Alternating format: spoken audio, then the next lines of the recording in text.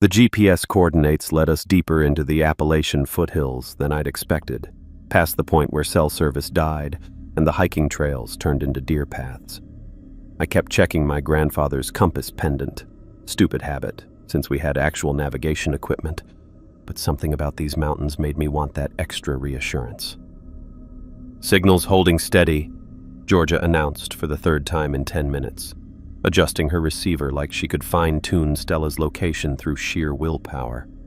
She'd been obsessing over the equipment since we left the parking area, double-checking every connection and battery level.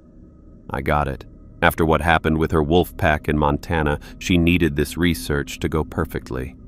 Pankaj dumped his pack next to a fallen log and wiped sweat from his forehead. "Remind me why we're hiking through Deliverance country to track one bear when there are perfectly good populations near actual roads." "Because Stella's showing unusual movement patterns," Olivia said, not looking up from her satellite printouts. "And this area hasn't been studied since the 1980s. I already knew that. What I didn't mention was that my grandfather had been one of the last people to officially document anything here, back when he was investigating safety violations at the uranium mines. The Park Service files were thin on details about why he'd disappeared, but I'd read them all. We crested a ridge, and the valley opened up below us. Millbrook spread out like a broken toy set. Collapsed buildings, rusted equipment, and 3 mine shafts sealed with concrete barriers that looked newer than everything else. The whole place had this dead quality, like the forest had given up trying to reclaim it. Georgia's equipment beeped. "She's about 2 miles southeast of the main structures, still moving but slowly. Probably foraging," I said, though something about the bear's location bothered me. Why would she stay in the contaminated zone when there was plenty of food in the cleaner areas? Pankaj squinted at the ruins. "Please tell me we're not camping next to a radioactive ghost town. I'd like to keep all my hair. Thanks." "Radiation levels are within acceptable limits," Olivia said quickly. Too quickly. "We'll set up camp here on the ridge. Safe distance, good visibility." I watched her face as she stared at Millbrook. Most people looked at abandoned places with curiosity or mild unease. Olivia looked at it like she was calculating something. We found a clearing that met Georgia's extensive safety requirements: level ground, good drainage, clear sight lines in all directions. She checked for deadfall and widow makers, while Pankaj grumbled about carrying extra gear for someone else's bear paranoia. "Better paranoid than dead," Georgia muttered, testing guy line tension on her tent. The storm clouds had been building all afternoon, and now thunder rumbled in the distance. Not close enough to be dangerous, but enough to make everything feel more isolated. I pitched my tent between Georgia's and Pankaj's, creating our little research cluster while Olivia set up slightly apart, like she wanted to keep watch over both the camp and the valley. "First contact attempt tomorrow morning?" I asked, checking my own equipment. The radio collar tracker showed Stella's signal steady but stationary now. "Depends on the weather," Olivia said. "We'll reassess at dawn." Georgia had her sample collection kit spread across a tarp, organizing vials and testing strips with the kind of focus usually reserved for bomb disposal. Every piece of equipment had a specific place, a backup system, and a backup for the backup system. "You know, most bears just eat fish and berries," Pankaj said, watching her work. "They don't require a full hazmat protocol." "Contaminated environment requires contamination protocols," Georgia replied without looking up. "I'm not losing another data set to poor preparation." The light was fading fast now, turning the ruins below into a collection of dark shapes against darker shadows. I found myself studying the main street, trying to imagine it 40 years ago when my grandfather walked down there with his safety inspection clipboard and radiation detector. "Anyone else think it's weird how quiet it is down there?" Pankaj asked. Now that he mentioned it, yeah. No bird sounds, no rustling in the underbrush, nothing. Even the wind seemed to avoid the valley floor. "Mineral contamination affects local wildlife patterns," Olivia said. "Perfectly normal for a former mining site." Normal. Right. Except I'd read enough of my grandfather's notes to know that Millbrook had been anything but normal, even before he disappeared. We ate dinner from our camping stoves as full darkness settled in. The storm clouds blocked most of the stars, and the valley below disappeared completely. Georgia kept checking her equipment readouts. Battery levels, signal strength, GPS accuracy. Everything was working perfectly, which somehow made me more nervous than if something had been malfunctioning. "Early start tomorrow," Olivia announced, banking her stove's flame. "We'll track Stella's current position and see what's keeping her in this area." I settled into my sleeping bag and listened to my teammates rustling around in their tents. The thunder had moved off, but the air still felt charged, like the storm might circle back. Through my tent mesh, I could see the faint outline of the ruins below, darker patches against the dark valley floor. Something about this place felt familiar in a way that had nothing to do with maps or research papers. Like genetic memory, passed down from my grandfather through 40 years of family silence. I closed my eyes and tried to focus on tomorrow's research objectives, but my hand kept finding that compass pendant. In the distance, so faint I might have imagined it, I thought I heard the echo of footsteps on gravel. The sound hit me like ice water at 2:47 a.m. A low, melodic voice drifting up from the valley, singing something that made my skin crawl with recognition. Not because I'd heard the song recently, but because it was familiar the way childhood nightmares are familiar, buried so deep you can't quite place them until they surface at the worst possible moment. I lay there for maybe 30 seconds, hoping it was just my brain playing tricks after a day of thinking too much about my grandfather. But the voice kept going, carrying some old mining ballad through the still air between the ruins below and our ridge camp. A zipper sounded from Pankaj's tent, followed by his whispered curse. "You hearing this too?" "Yeah." I crawled out of my sleeping bag, grabbing my flashlight and jacket. "How long has it been going on?" 20 minutes, maybe more. Started real quiet, but it's getting louder." Pankaj had his rifle slung over his shoulder when he emerged from his tent. The guy who'd been making jokes about Deliverance Country all day suddenly wasn't taking any chances. The moonlight was strong enough to see by, but the singing made everything feel wrong, like we were trespassing on something private and dangerous. "Should we wake the others?" I asked, though I already knew the answer from his expression. "And tell them what? That we're spooked by some drunk local wandering around a ghost town?" He adjusted his grip on the rifle. "Let's just check it out. Probably nothing." We made our way down through the trees, trying to step carefully on the uneven ground. The singing got clearer as we moved closer to Millbrook's main street. Definitely a male voice, gravelly and rough, like someone who'd spent too many years breathing dust and cigarette smoke. The melody was one of those old worker songs, the kind my grandfather used to hum while he worked in his garage. That connection hit me harder than it should have. Grandpa had hummed constantly, usually stuff from his mining days, but I'd never paid close attention to the actual songs. Now, hearing something similar floating up from the place where he'd disappeared, I felt this weird vertigo, like the past 40 years had collapsed into nothing. The ruins looked different at night. During the day, they'd seemed sad and abandoned. Now they looked actively hostile, full of shadows that moved wrong and angles that hurt to look at directly. We crept along what used to be the main street, staying close to the broken sidewalk where our footsteps wouldn't echo on gravel. The singing was coming from near the old company store, a building that had lost most of its roof but still had walls standing. Through the moonlight, I could make out a figure standing with his back to us, wearing what looked like a miner's helmet with a light that wasn't turned on. He had on coveralls and heavy boots, and he was swaying slightly as he sang, like he was keeping time to music only he could hear. Pankaj pointed toward a pile of rubble we could crouch behind, maybe 20 feet away from the figure. We made it without making noise, but then Pankaj's boot came down on a branch that snapped like a gunshot. The singing stopped immediately. The silence that followed was worse than any noise could have been, complete and heavy, like the whole valley was holding its breath. The figure slowly turned toward us, moving with this deliberate calm that was absolutely terrifying.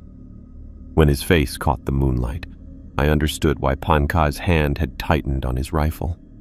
The guy was gaunt to the point of looking sick, with hollow cheeks and skin that seemed too tight over his skull. But his eyes were the worst part.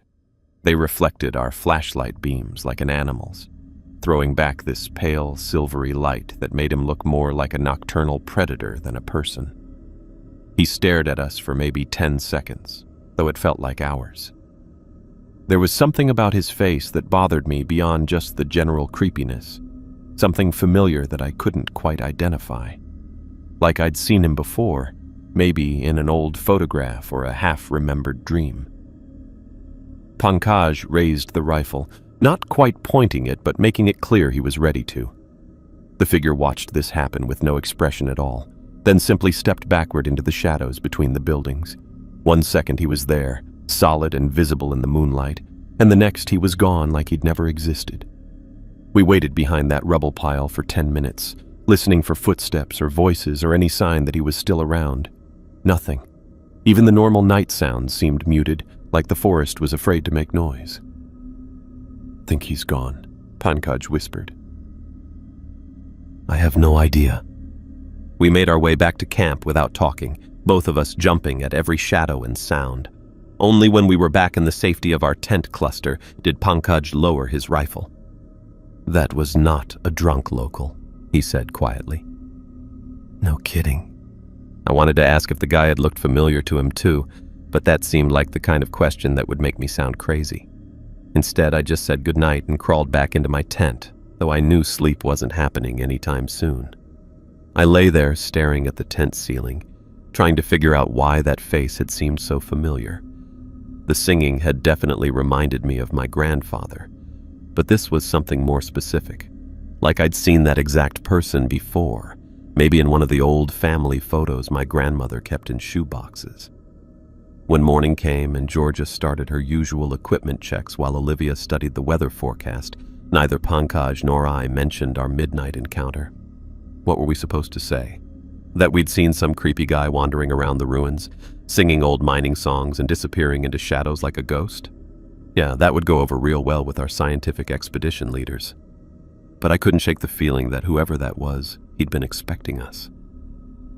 Dawn came gray and cold, with that heavy feeling you get when storms are still deciding whether to stick around or move on.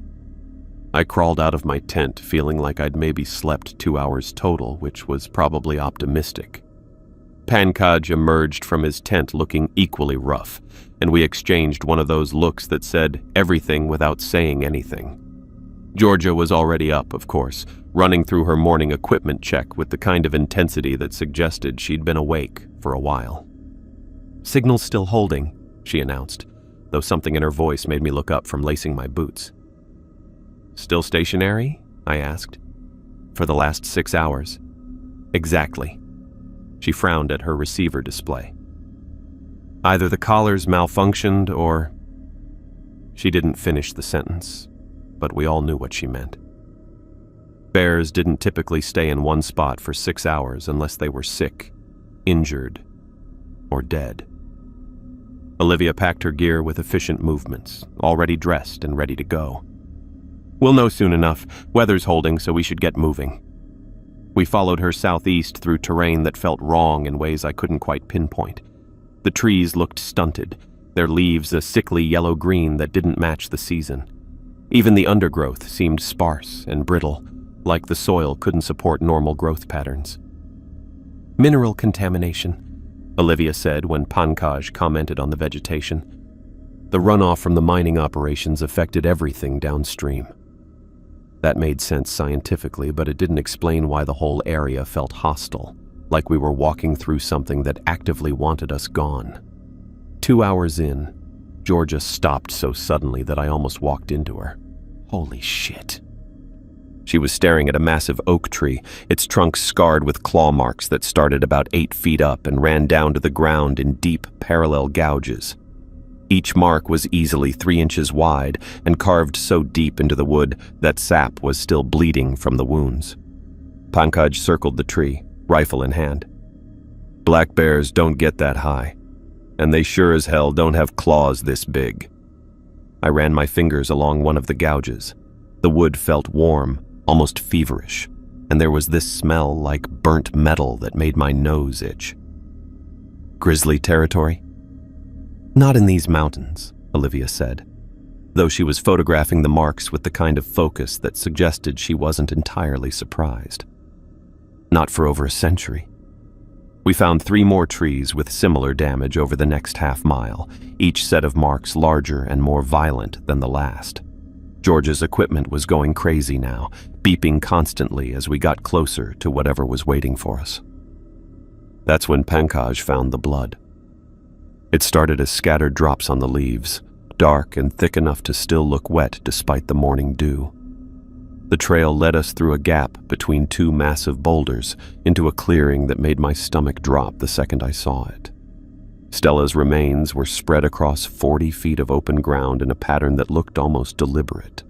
Legs here, torso there, head positioned at the far edge like someone had arranged everything according to some sick blueprint. The GPS collar lay in twisted fragments near what used to be her neck, crushed so thoroughly that the metal looked like it had been put through an industrial shredder. "This isn't right," Georgia whispered, pulling on latex gloves with hands that shook so badly she could barely get them on. "Predators don't feed like this." She was right. I'd seen bear kills before, and they were messy but practical. Bears ate what they needed and left the rest. This looked surgical, like something had taken Stella apart piece by piece with medical precision. The trees around the clearing showed those same scorch marks we'd seen earlier, black streaks running down the bark like lightning burns.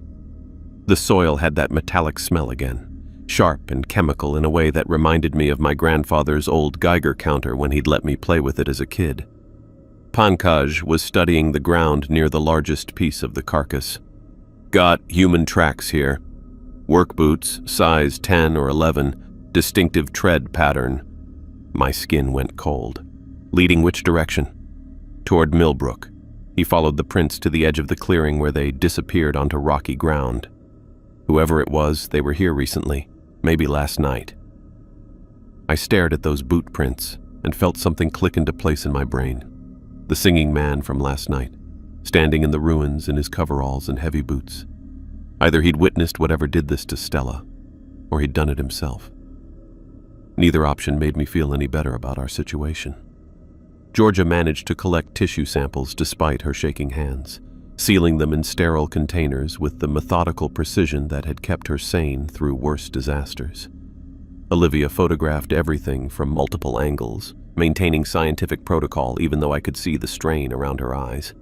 "We need to get back to camp," she said finally, checking her watch, "process what we found, and decide how to proceed."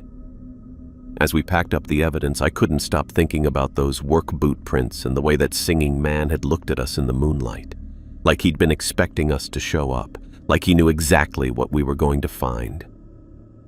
That night, I tried to focus on organizing my field notes, anything to keep my brain occupied while we waited for whatever came next. Olivia sat at the edge of camp studying topographical maps, but I caught her glancing toward Millbrook every few minutes like she was expecting something. Pankaj cleaned his rifle for the 3rd time since dinner, which told me everything I needed to know about his state of mind. At 11:30, the singing started again. This time it was closer, definitely coming from the main street instead of the ruins' outskirts. The same gravelly voice, the same mining ballad, but now I could make out actual words. Something about going down, down, down, where the sun don't shine. Pankaj was already reaching for his rifle when I grabbed mine. We didn't bother discussing it this time, just headed down through the trees with our flashlights off, letting the moonlight guide us. The sound of heavy boots on gravel echoed between the buildings, deliberate and unhurried, like whoever it was had all the time in the world. When we reached the main street, he was standing right there in the open, maybe 30 feet away. Same coveralls, same miner's helmet, but now he was facing us directly instead of having his back turned. Under the moonlight, I could see details that made my skin crawl. His face looked like someone had tried to put it back together after it got taken apart. Patches of skin that seemed too tight stretched over hollow cheeks, while other areas appeared almost translucent, showing dark veins underneath. The worst part was his smile. Several missing teeth created these black gaps, and his gums looked wrong, like they'd been burned or diseased. "Evening, boys," he said, his voice carrying that wet, rattling quality you hear in old men who've smoked too much and breathed too much dust. "Saw you poking around earlier. Find what you were looking for?" Pankaj kept his rifle ready but not quite aimed. "Depends what you think we were looking for." The man chuckled, a sound like gravel in a cement mixer. "Oh, I know exactly what you found. Poor old Stella. She picked a bad time to wander into the wrong territory." He gestured vaguely toward the sealed mine entrances. "Thing that got her ain't supposed to exist no more, but here we are." My throat felt dry. "You saw what happened to her?" "Didn't need to see it. Been watching this place long enough to know the signs." He stepped closer, and I caught a whiff of something metallic and chemical, like the smell from those burned trees around Stella's remains. "Name's Patricio Duran, though most folks just call me Bill. Been keeping watch over things since the mines shut down." "Keeping watch on what, exactly?" Pankaj's voice carried that edge he got when he was trying to stay rational in the face of something that didn't make sense. Bill's white eyes reflected our flashlight beams as he studied us. "You boys seem smart enough. College educated, I'm guessing. You figure it out." He pointed toward the concrete barriers sealing the mine shafts. "They didn't close those mines because the uranium ran out. They closed them because they dug up something that should have stayed buried." I found myself thinking about the work boot prints we'd found around Stella's body, the distinctive tread pattern that had led toward Millbrook. "How do you know about the bear?" "Told you, I keep watch. Part of the job." Bill's grin revealed more of those blackened gums. "But I ain't the one you need to worry about. That thing down there, it only comes up every few days to feed. Tonight feels hungry, if you know what I mean." Pankaj shifted his grip on the rifle. "What thing? Be specific." "Something that got changed by what they dug up down there. Radiation'll do strange things to living tissue, but this was something else entirely. Something that ain't quite animal, ain't quite something else." Bill's voice dropped to a whisper, "And it's getting stronger." The way he said it made my blood feel cold. This wasn't local folklore or ghost stories.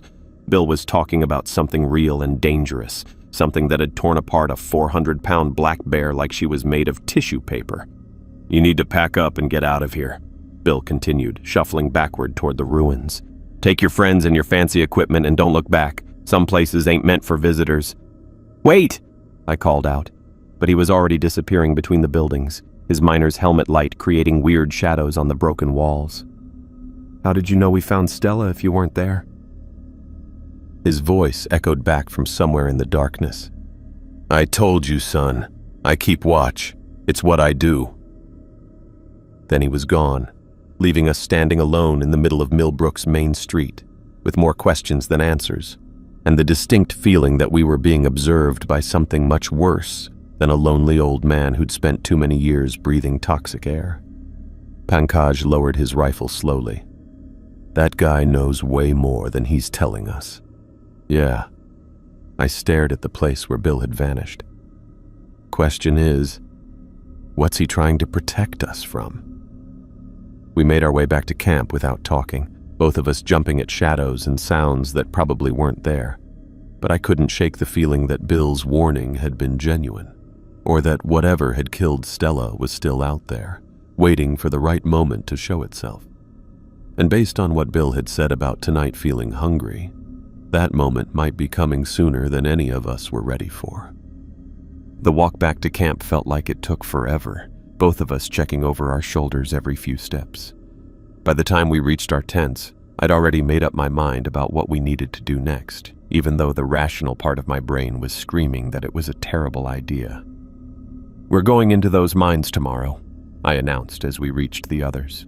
Georgia looked up from her equipment case, where she'd been obsessively reorganizing the same sample vials for the third time since dinner. "Are you completely insane? That place is contaminated. We don't have proper protective gear for..." "Bill said something's down there." Something that killed Stella. I pulled out my grandfather's compass, watching the needle swing erratically in directions that had nothing to do with magnetic north. We need to know what we're dealing with. Pankaj set down his rifle and stared at me like I'd suggested we juggle live grenades. The crazy mining guy who appears and disappears like a ghost told us to leave, and your response is to go exploring radioactive tunnels. That's your plan? It's not about Bill. Though honestly, the way he'd talked about my grandfather was eating at me. Some people get absorbed by it, he'd said. What the hell did that mean? We're scientists. We don't run away from contaminated sites. We study them, figure out what's wrong, and document our findings. Olivia had been quiet this whole time, studying her topographical maps with that calculating expression I was learning to recognize. Finally, she looked up at me, and I saw something in her eyes that might have been resignation.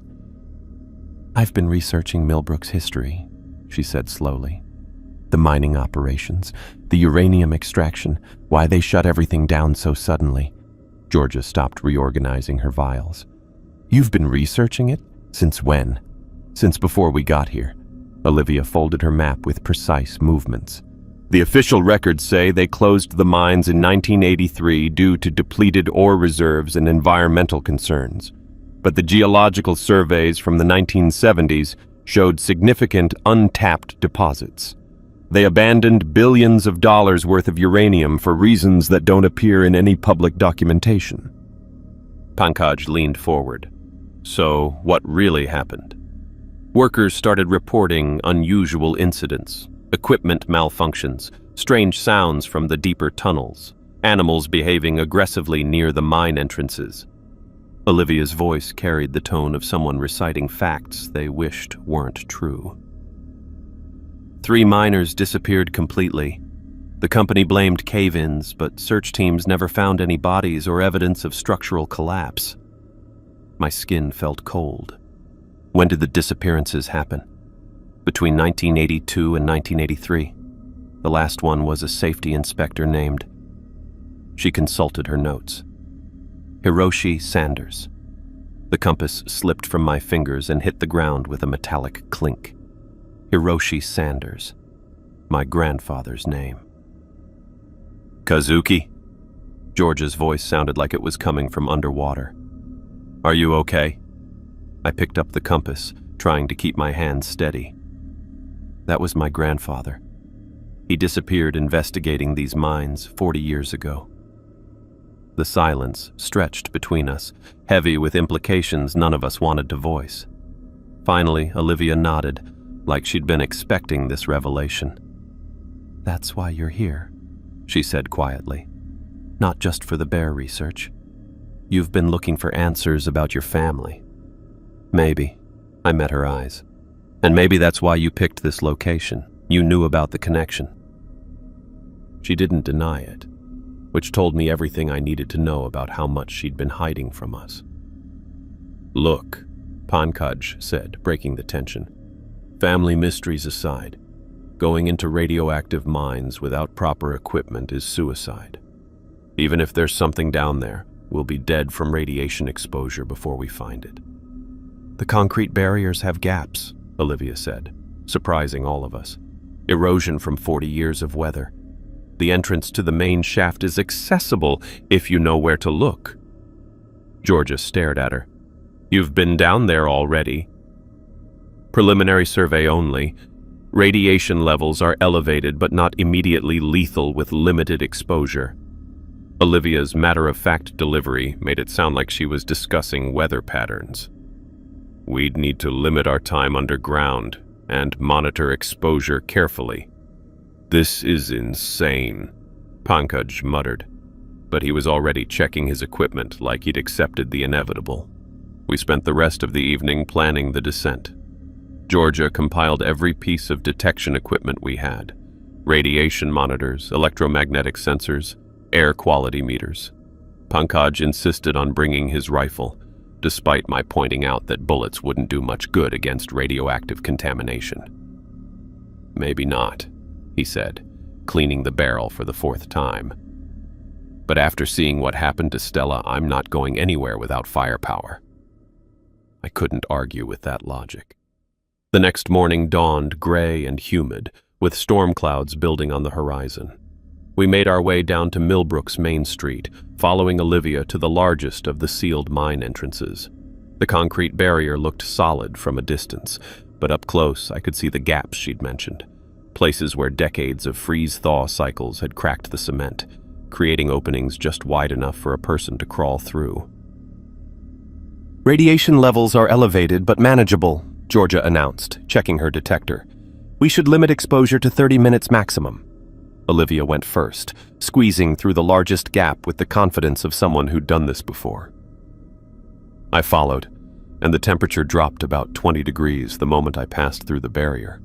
The main tunnel stretched ahead into darkness, supported by rotting timber posts that looked like they might collapse if you looked at them wrong. Our flashlight beams revealed rail tracks disappearing into the black, and the air tasted metallic and wrong, like breathing through a mouthful of pennies. "Jesus," Pankaj whispered behind me. "How deep does this go?" "The original survey maps show the main shaft extending almost 2 miles into the mountain," Olivia said, her voice echoing strangely in the enclosed space. "Multiple levels, with connecting tunnels and equipment chambers." Georgia's electromagnetic sensor was beeping constantly now, picking up readings that made her frown at the display. "This is weird. I'm getting massive electromagnetic interference, but it's not consistent with standard radioactive decay patterns." We'd gone maybe 50 yards when I spotted something that made me stop dead. Sitting on a wooden crate beside the tracks was an old Geiger counter, its yellow metal case dented and scratched but still intact. Holy shit. I picked it up carefully, recognizing the model from pictures in my grandfather's papers. The needle jumped immediately to the red zone, clicking rapidly in that familiar sound that meant danger. "That's vintage equipment," Olivia observed. "Has to be at least 40 years old." I turned the device over and found what I was looking for. A piece of masking tape with H. Sanders written in my grandfather's careful handwriting. My hands started shaking so badly I almost dropped it. "He was here," I said, my voice barely audible over the Geiger counter's clicking. "My grandfather was in this exact spot." The implications hit me like a physical blow. 40 years ago, my grandfather had walked into these tunnels carrying this same device, investigating the same contamination we were documenting now. But according to the readings, the radiation levels hadn't decreased like they should have after 4 decades. If anything, they seemed to be getting stronger the deeper we went. "Guys," Pankaj called from ahead where he'd been scouting the tunnel. "You need to see this." We found him standing beside a side chamber that had been carved out of the rock, lit by our flashlights in a way that revealed details I immediately wished I hadn't seen. Someone had been living down here recently. Empty food cans, a makeshift bedroll, personal items scattered around like a campsite. But not just any someone. The work boots beside the bedroll had the same distinctive tread pattern we'd found around Stella's remains. "Bill's been living down here," I said, the pieces clicking into place. "That's why he knows so much about what's happening. He's not just watching from the outside, he's been staying right here in the contaminated zone." Georgia was taking readings with her equipment, her face pale in the flashlight glow. "Radiation levels in this chamber are off the charts. No one could survive extended exposure to this much contamination." "Unless they'd already been changed by it," Olivia said quietly. We stood there processing that horrifying possibility when Georgia's electromagnetic sensor started going crazy, beeping so rapidly it sounded like an alarm. She held it up, following the signal deeper into the chamber, toward a tunnel entrance we hadn't noticed before. "The readings are coming from down there," she whispered. "Whatever's causing the electromagnetic interference, it's deeper in the mine." That's when we heard the scratching. It started as a soft, scraping sound, like fingernails on stone, echoing up from the darker tunnels below. But as we listened, it got louder and more rhythmic, like something large was moving through the passages with deliberate purpose. "Time to go," Pankaj said, raising his rifle. We didn't argue. The four of us backed out of the chamber, then half ran, half stumbled through the main tunnel toward the entrance, my grandfather's Geiger counter clicking frantically the entire way.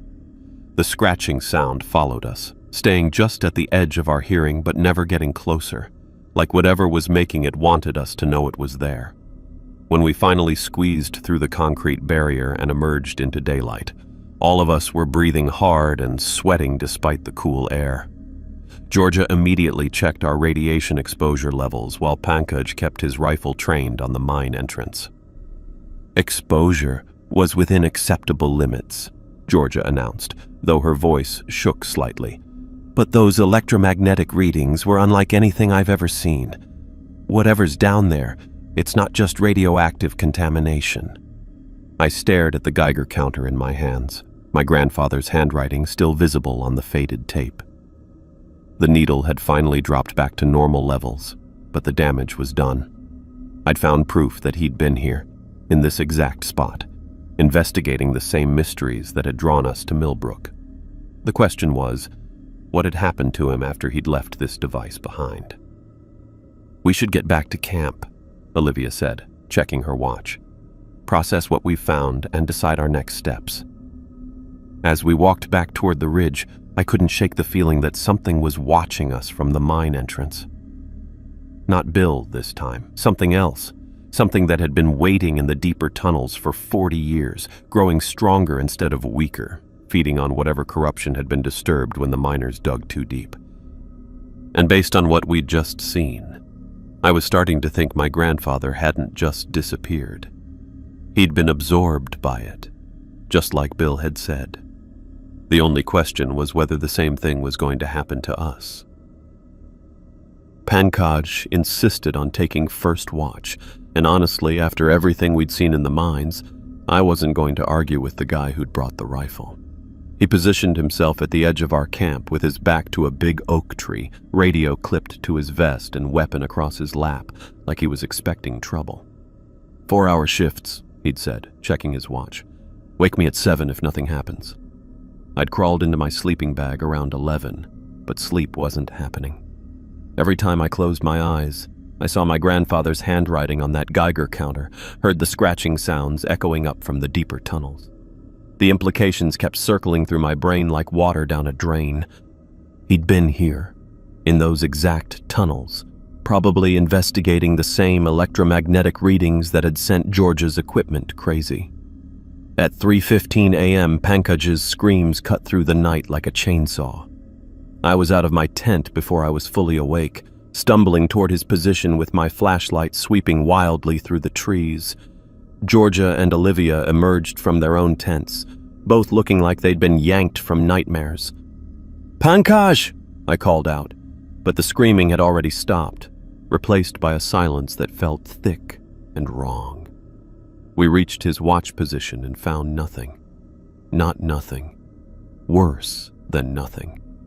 His rifle lay on the ground in pieces, like something had grabbed the barrel and twisted it into scrap metal.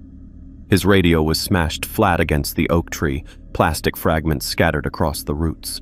Dark stains covered the leaves and undergrowth, too much blood for anyone to lose and keep walking. "Oh God," Georgia whispered, playing her flashlight over the scene. "Oh God, oh God." Olivia knelt beside the largest bloodstain, her expression grim. "There's a trail. It leads toward the valley." I followed her light beam and saw what she meant. Broken branches, torn fabric caught on thorns, and those dark drops leading downhill like breadcrumbs in a fairy tale nobody wanted to finish reading. We followed the trail through the trees, none of us talking because what was there to say? Every few yards we found more evidence. A piece of Pankaj's shirt, a boot print in soft earth, always leading toward Millbrook like whatever had taken him was heading home. The trail ended in the town square, right in the middle of that dead space where nothing grew. What we found there made Stella's remains look merciful by comparison. Pankaj was spread across maybe 60 feet of open ground, arranged with that same surgical precision we'd seen before, his legs positioned at perfect right angles. torso centered like the focal point of some twisted mandala, head placed at the far edge facing back toward our camp. Everything laid out according to rules that made sense to something, just not to anything human. "This isn't possible," Georgia said, her voice shaking so badly I could barely understand her. "No animal does this. No animal could do this." She was right. Bears killed to eat or defend territory. Mountain lions were efficient predators, not artists. Whatever had done this understood geometry and took pleasure in displaying its work. Olivia was photographing everything with mechanical precision, her camera flash creating these horrible freeze-frame images of what our teammate had become. But her hands weren't steady, and I could see sweat beading on her forehead despite the cool night air.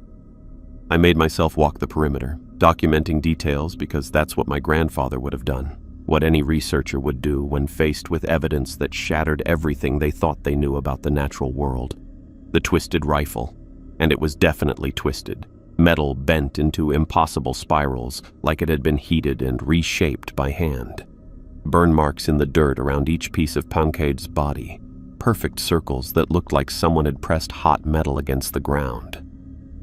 "Guys," Georgia called from where she was kneeling near the largest blood stain. "Come look at this." She'd pulled out her UV light and was scanning the area around Pancage's torso. Under the purple glow, something showed up that we couldn't see with regular flashlights.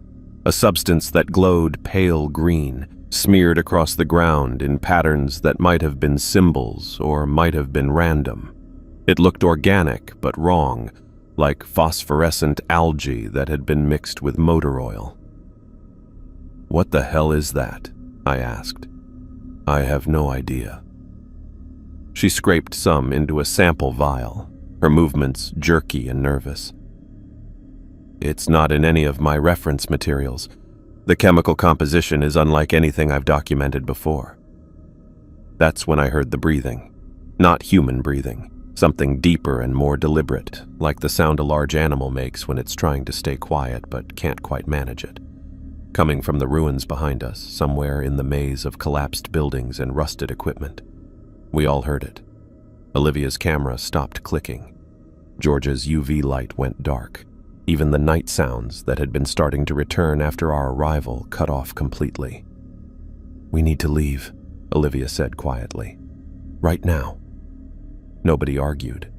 We backed away from Pancage's remains, keeping our flashlights pointed toward the ruins where that breathing continued, slow and patient like whatever was making it had all the time in the world to wait for us to make a mistake. The walk back to camp felt like it took hours, though my watch said we'd been gone less than 30 minutes. Every shadow could have hidden something watching us. Every sound might have been footsteps keeping pace just outside our light beams. When we reached our tents, Olivia immediately started pulling equipment from her pack. "We're leaving. Pack essentials only. Water, food, first aid kit. Abandon everything else." "What about our research?" Georgia asked, still clutching her sample vials like they could anchor her to a world that made sense. "Forget the research. We're heading for the logging road." I grabbed my grandfather's compass and the Geiger counter, shoving them into my pack along with water bottles and energy bars. Georgia packed her samples and basic testing equipment while Olivia dismantled the camp with military efficiency, destroying anything that might identify us or explain why we'd been here. "What about the radio?" I asked, remembering our communication equipment. Olivia held up a handful of smashed components. "All of it's destroyed. Same pattern as Pancage's rifle. Twisted metal, electronics fried beyond repair." The implications hit me like cold water. Whatever had killed Pancage hadn't just been violent. It had been methodical, eliminating our ability to call for help with the same surgical precision it had used to arrange his body. We started hiking north toward the logging road just as the first pale light of dawn began filtering through the canopy. 5 miles of rough terrain, but it was our only connection to civilization and whatever passed for safety, in a world where things could tear apart armed men and arrange the pieces like art installations. We'd made it maybe half a mile when the crashing started behind us. Something large was moving through the forest, breaking branches and displacing undergrowth with each step. But it wasn't trying to catch us. It was following at a distance, matching our pace like a predator that wanted us to know we were being hunted. "Don't look back," Olivia ordered when Georgia started to turn around. "Just keep moving." Every few minutes, the crashing would stop, leaving us walking in silence that felt worse than the noise. Then it would start again, always from a slightly different direction, like whatever was following us was circling around to get a better angle or just reminding us that it was still there. We hiked through the growing daylight with that sound stalking us through the trees, none of us talking because we were too scared and too tired and too focused on putting distance between ourselves and whatever had turned our expedition into a nightmare. My pack felt like it weighed 100 pounds. Georgia kept stumbling over roots and rocks. Even Olivia, who'd seemed unshakable throughout this whole mess, was breathing hard and checking over her shoulder despite her own orders not to look back. By the time we reached the logging road, the sun was fully up, and we were all running on adrenaline and desperation. The gravel under our feet felt like the most beautiful thing I'd ever experienced. A connection to the human world, to roads and vehicles and people who'd never heard of Millbrook or ancient things buried beneath uranium mines. We collapsed beside the road, too exhausted to celebrate our escape, knowing that something had spent the last 5 miles demonstrating that it could have caught us any time it wanted, but had chosen to let us go. The question was why. The sound of an engine grinding through gravel made me look up from where I'd been staring at my boots, trying to process the fact that we'd actually made it out alive. Through the heat shimmer rising off the logging road, a pickup truck was rattling toward us. Ancient rust-colored Ford that looked like it had been held together with duct tape and stubbornness for the last 30 years. The truck wheezed to a stop about 10 feet away, engine coughing like it was on its last breath. Behind the wheel sat a figure I recognized, but wished I didn't. Bill looked different in daylight. Worse, if that was possible. What I'd taken for shadows and weird lighting during our midnight encounters turned out to be actual damage to his face. His skin had this waxy, partially melted quality, like plastic that had been held too close to a flame.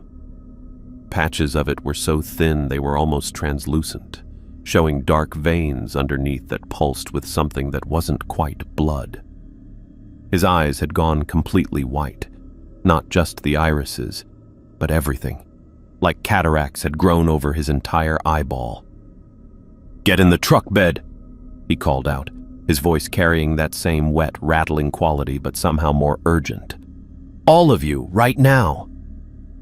Georgia was still clutching her sample vials, staring at Bill like he was something she'd discovered under a microscope. "Who is that? How did he know where to find us?" "That's Bill," I said, hauling myself to my feet with muscles that felt like they'd been beaten with hammers. "The guy from Millbrook, the one who's been trying to warn us."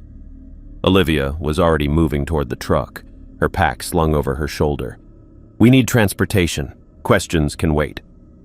"No way." Georgia shook her head. "Look at him. He's sick or contaminated or something. We can't—" "It's coming," Bill interrupted, and something in his tone cut through every objection Georgia might have had. "You can see the road from here, right? Open ground, nowhere to hide. It'll catch your scent before you make it a quarter mile." I helped Georgia to her feet, grabbed her pack when she almost dropped it. "Coming from where?" Bill jerked his thumb toward the forest behind us. "Same place it's been following you since you left camp. Same place it took your friend." His white eyes seemed to focus on me specifically. "Same place it got your grandfather 40 years ago." The words hit me like a physical blow. I'd been expecting this conversation since I'd found the Geiger counter, but hearing it confirmed made everything real in a way that hurt. "You knew him," I said. It wasn't a question. "We'll talk when you're safe. Right now, get in the damn truck." The three of us climbed into the truck bed, which smelled like motor oil and something chemical I couldn't identify. Bill gunned the engine, and we lurched forward, gravel spraying behind us as the old Ford accelerated with more speed than it had any right to possess. The ride was brutal. Every pothole felt like it was trying to throw us out, and the truck's suspension had apparently given up sometime during the Carter administration. But I didn't care about the discomfort. All I could think about was what Bill had said about my grandfather. 40 years ago, I called over the engine noise, leaning toward the cab. You were there when he disappeared. Bill adjusted his rearview mirror so I could see those white eyes looking back at me. I was the last safety inspector at Millbrook. Your grandfather was investigating violations, radiation exposure, improper storage protocols, that kind of thing. Company was cutting corners, endangering workers. What really happened to him? Bill was quiet for so long I thought he hadn't heard me over the engine. Then, you found his Geiger counter down there, didn't you? In the main tunnel. My throat felt dry. Yeah. He was documenting radiation levels in the deeper shafts when we discovered the uranium wasn't naturally occurring. It was protecting something. Something that had been buried under the mountain for a very long time. Georgia had been listening to this conversation with growing confusion. Protecting what? Uranium doesn't protect things. It's just a radioactive element. Tell that to whatever's been living beneath Millbrook since before humans learned to make fire. Bill took a turn that threw all of us against the side of the truck bed. The miners dug too deep in 1982, broke through into chambers that weren't made by water or geological activity, found things that shouldn't exist. The truck hit another pothole and my teeth clicked together hard enough to draw blood. What kind of things? The kind that rearrange bodies like art projects, the kind that grow stronger instead of weaker when exposed to radiation. Bill's voice dropped to barely audible over the engine. The kind that change people instead of killing them outright. He gestured to his face with one hand while steering with the other. This is what 40 years of exposure does to you. The radiation should have killed me decades ago, but the entity keeps me alive, keeps me human enough to serve as a warning system. I stared at his deteriorated features and felt sick understanding wash over me. You've been guarding the place. That's why you're always there, why you know everything that happens. Someone has to. Other investigators show up every few years. Researchers, hikers, treasure hunters who've heard stories about abandoned uranium. They go missing or they leave changed, and the thing beneath gets stronger.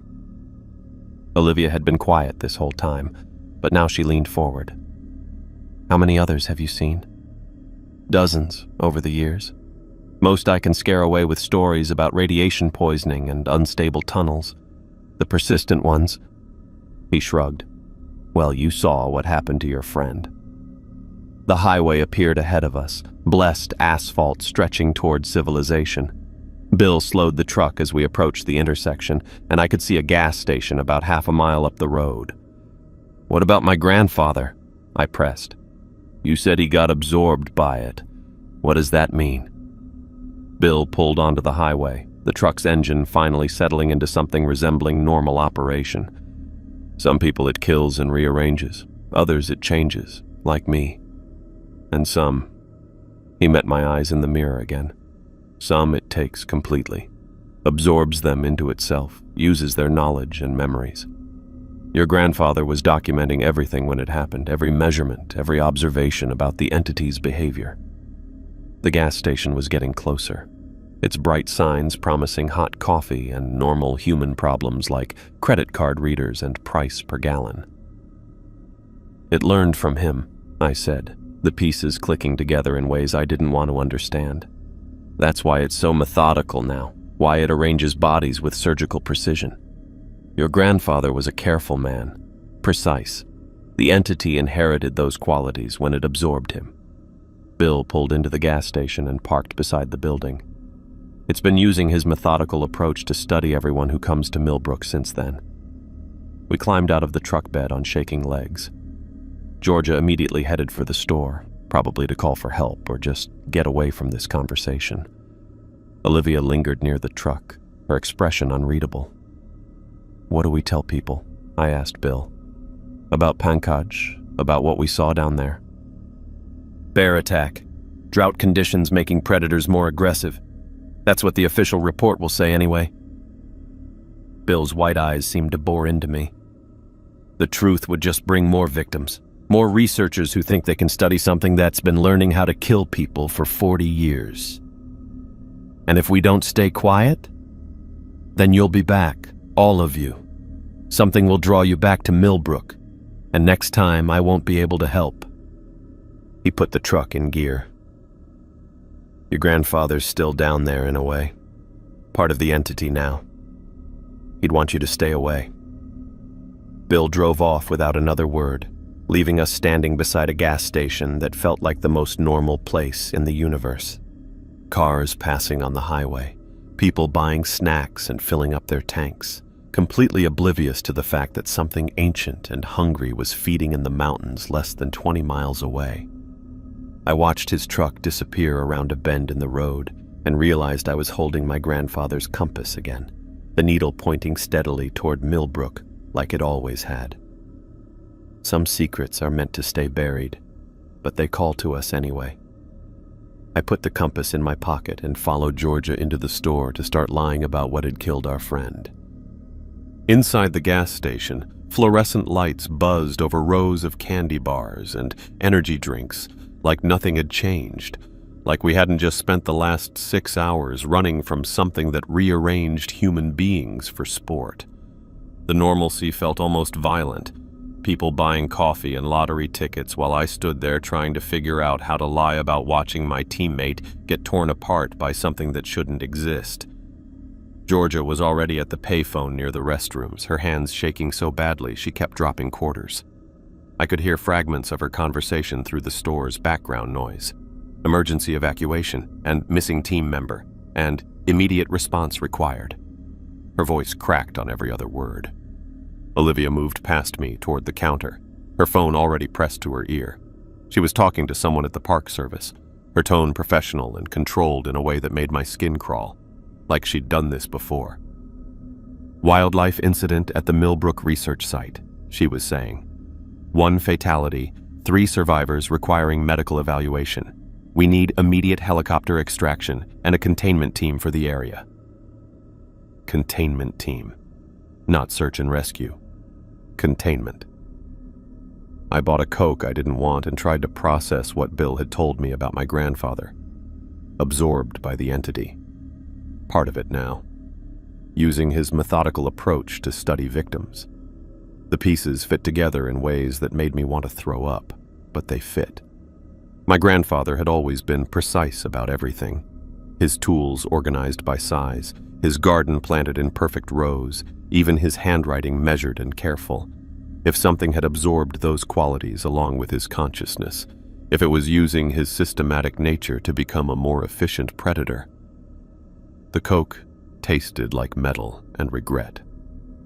20 minutes later, emergency vehicles started arriving. First, the county sheriff, then an ambulance, then a helicopter that landed in the gas station parking lot like something out of a movie. The EMTs checked us over. Dehydration, exhaustion, minor cuts and scrapes from our panicked hike through the forest. Nothing that suggested we'd encountered anything worse than rough terrain and bad weather. The sheriff took our statements separately. I told him we'd been tracking a radio-collared bear when Pankaj went missing during his watch shift. Found evidence of a large predator attack in the morning. No, we hadn't seen what killed him. Yes, the area had seemed unusually quiet, like other wildlife was avoiding something. All true, technically, just not the whole truth. George's story matched mine, though she kept breaking down in the middle of sentences. The sheriff seemed to interpret this as normal trauma response rather than someone struggling to avoid mentioning phosphorescent substances and geometric body arrangements.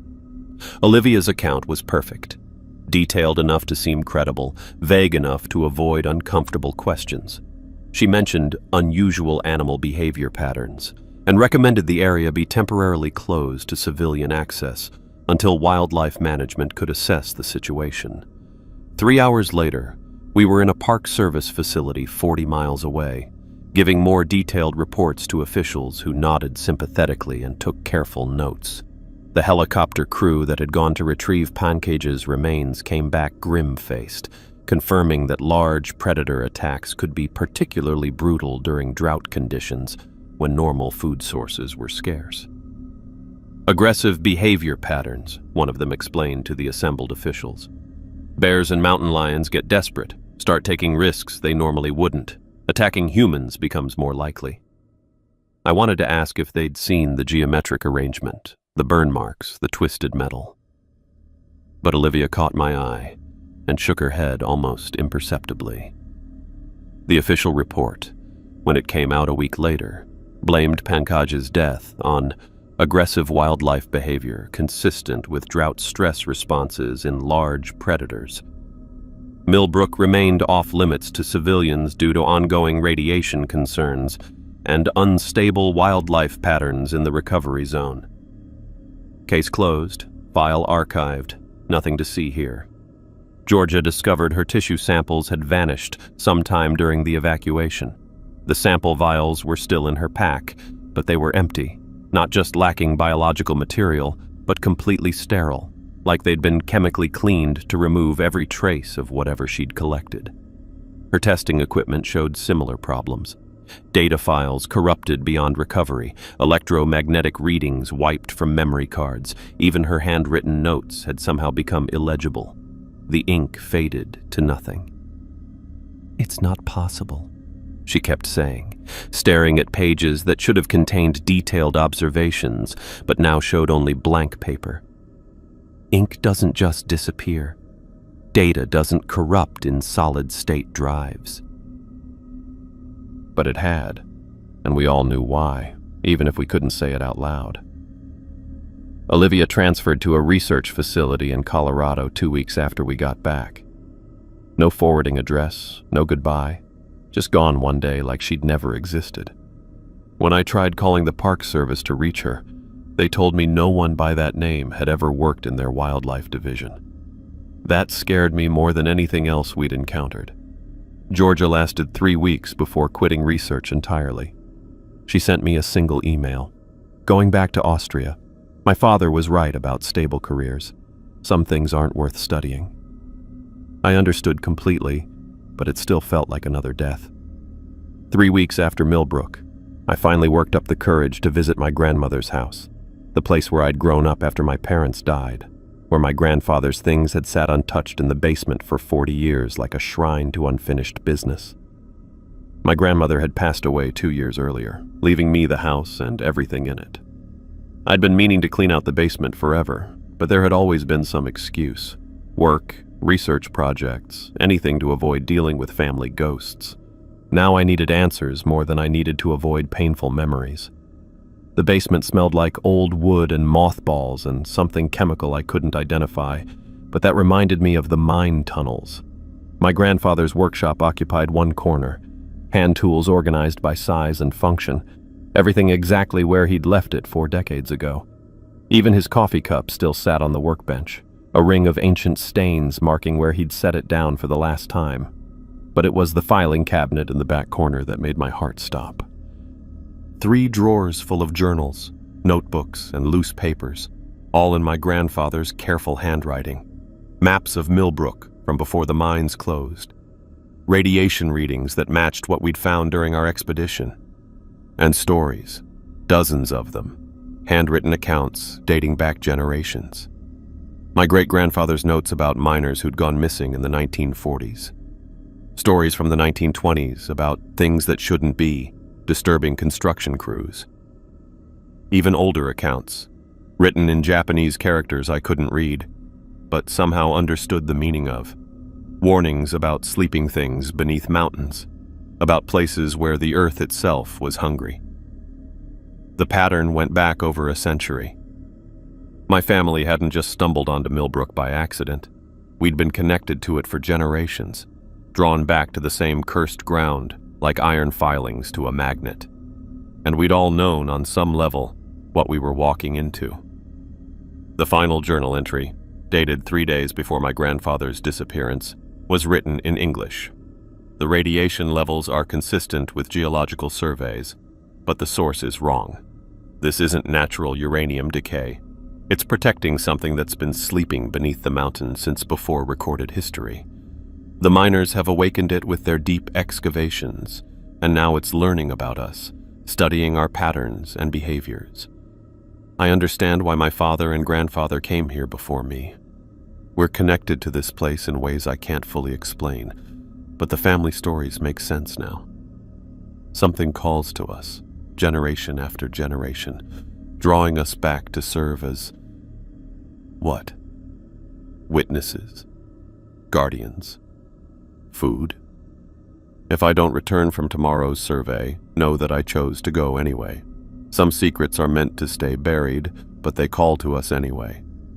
Maybe that's our role, to answer when they call, to feed the thing beneath so it doesn't grow hungry enough to hunt beyond the mountain. The compass will always point toward Millbrook. It's been in our family for generations, and it will draw you there eventually, just like it drew me. When that happens, remember that courage and stupidity look identical from the outside. I sat in that basement for hours, reading and rereading journals that explained everything and nothing. My grandfather had known exactly what he was walking into 40 years ago. He'd gone anyway, because something in our family history, some genetic or spiritual obligation, had made the choice for him. And now, that same something was pulling at me. I locked the journals in their filing cabinet and put the key in my pocket, but I couldn't shake the feeling that Bill was still out there somewhere, watching and waiting, protecting the world from something it wasn't ready to understand, keeping guard over secrets that had killed everyone in my family who'd tried to learn them. My grandfather's compass sat on my kitchen table, needle pointing steadily southeast toward mountains I never wanted to see again, but I knew I would, eventually. Some secrets are meant to stay buried, but they call to us anyway.